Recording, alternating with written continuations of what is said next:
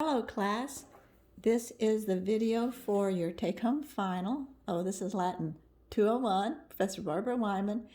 And I've decided to use the indirect statement open book test as your take-home final since all those instructions are posted and the sentences are not hard, but it's our first complex construction. And so I'm going to do the first one for you, so that will give you a start. They really aren't hard.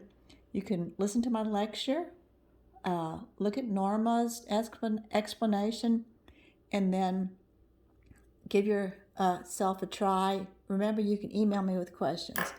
Okay, so this is the first sentence on your take-home final. And the indirect statement, remember, is reporting back words that someone says or thought indirectly. And so here, credit equos amore magnopere agricolam. Indirect statement has a verb that puts it into the construction of indirect statement, and it's a mom verb, which means mind or mouth, mom verb. So credit means he, she, or it believes, so that's a mind verb. So after that you can draw a line, because what comes after the mom verb is the indirect statement. The indirect statement has an infinitive for its verb. So the first verb is the mom verb. The second verb is the infinitive in the indirect statement.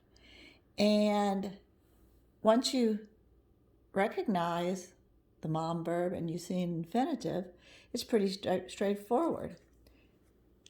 So you translate the mom verb just like it is, he, she, or it believes. And then with the indirect statement, you have to include a that. The indirect statement, the subject is accusative. Okay, so the subject of an indirect statement is in the accusative, and then that's the infinitive as the main verb, and that is a present tense infinitive. Present tense infinitive means the same time as the mom verb.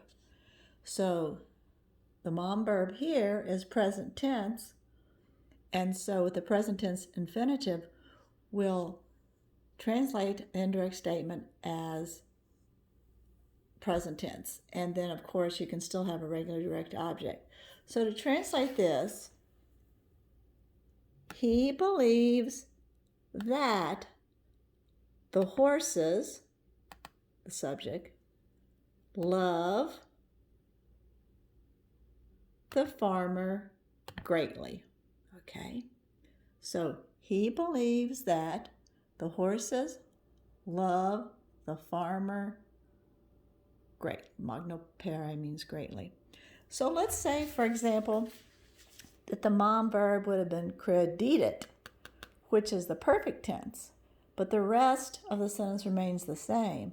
The amare means, the present tense infinitive means you translate the indirect statement in the same time, the same tense as the mom verb.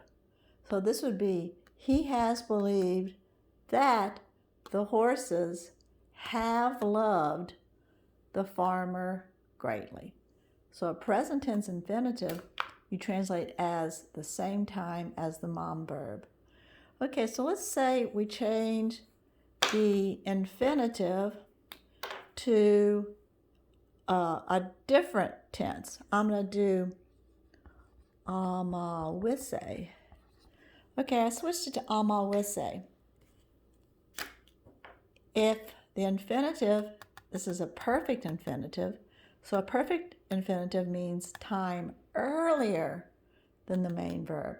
Well, the main verb is a perfect tense, so time earlier, if we go on the tense timeline, this would be a pluperfect. So it would be, he has believed that the horses had loved the farmer.